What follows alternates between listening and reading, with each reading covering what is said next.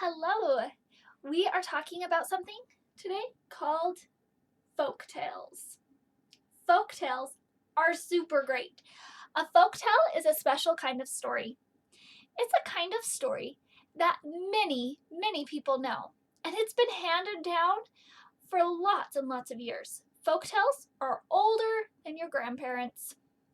A folktale is a story that was first told and shared by word of mouth, meaning people would tell the story, and then over time it got written down. The story is still told today. Some folk tales are very familiar to you. They're stories you know well.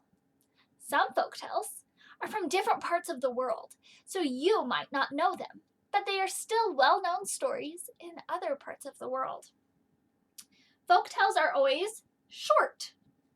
They have a simple problem. They are well known, and many folktales have something called a tricky character. What's a tricky character? Well, sometimes a tricky character is a good guy. And sometimes the tricky character is a bad guy. But whatever the tricky character is, they are clever. And they use their brain to outsmart other characters in the story. Let me tell you about a few tricky characters. You might know about the tricky character that's a wolf in Little Red Riding Hood. He tricks Little Red Riding Hood and pretends to be Grandma. That is a tricky thing to do. That is a bad guy tricky character. You might know about the tricky character Jack from Jack and the Beanstalk. He does some tricks to get away from the giant. So he's a tricky character, but he's not really a bad guy. He's more of a good guy. There are other tricky characters you might know, or maybe they're ones that you don't know. There's a tricky character named Briar Rabbit. There's a tricky character named Anansi, the spider. I've heard lots of stories about him. Lots of times you might hear stories about foxes or coyotes, and they tend to be tricky characters too. They're smart and they trick other characters. So those are some tricky characters. Today we're going to read a folktale, and there's a tricky character in it. Also, I want to try something. I want to make a connection. Do you see the picture I have back here? I have a picture, it has a book, and then it has a person. And I colored the person to look like me. See, she has hair, and she's wearing a dress. See, it's me. I'm not wearing a dress today, but I wear a dress a lot. So that's Mrs. Loose. And then over here I'm going to write the name of the story we're reading today. And our story is called How Antelope Outsmarted the Cheetah. Let me make sure How Antelope Outsmarted Cheetah.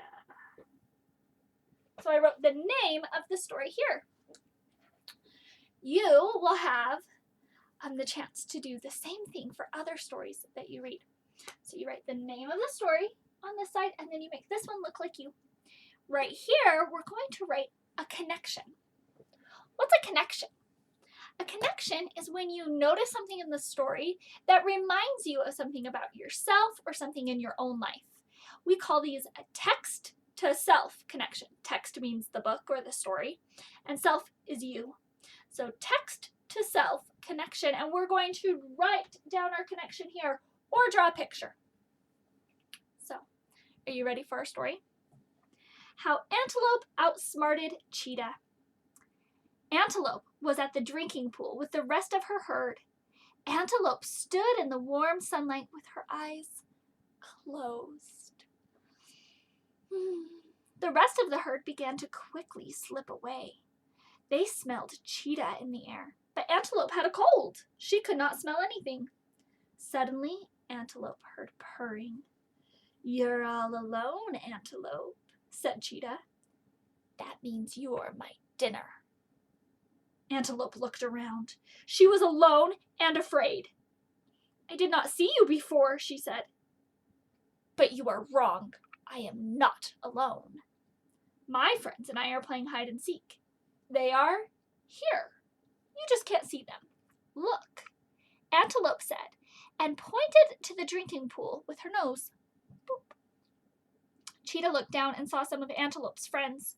He did not know that he was seeing reflections of Antelope in the ripples of the water. Go get them, Antelope said. Cheetah jumped into the water. Antelope ran away.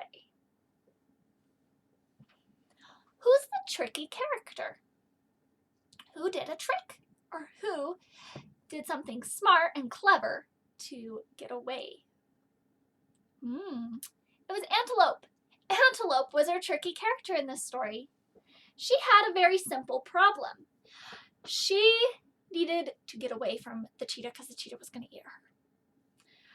She had a tricky solution. She was clever and she tricked Cheetah. She said, look, there's more antelope in the water.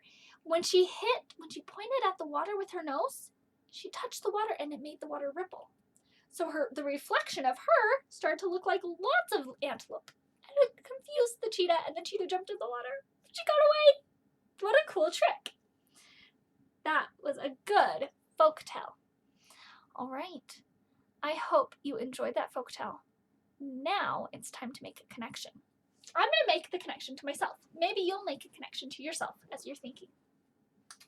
So how Antelope outsmarted Cheetah. And then there's me, Mrs. Loose. What did this story make me think of that reminds me of me? Ooh, you remember Antelope? She felt alone and afraid. She felt afraid, right? Sometimes I feel scared too.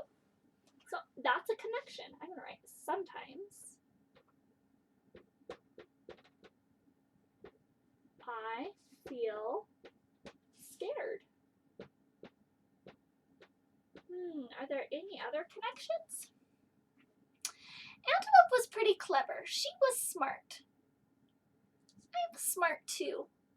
I can think of good ways to get out of scary places and trouble too. I'm smart. I know I'm smart. So I'm going to write that down. I am smart like Antelope.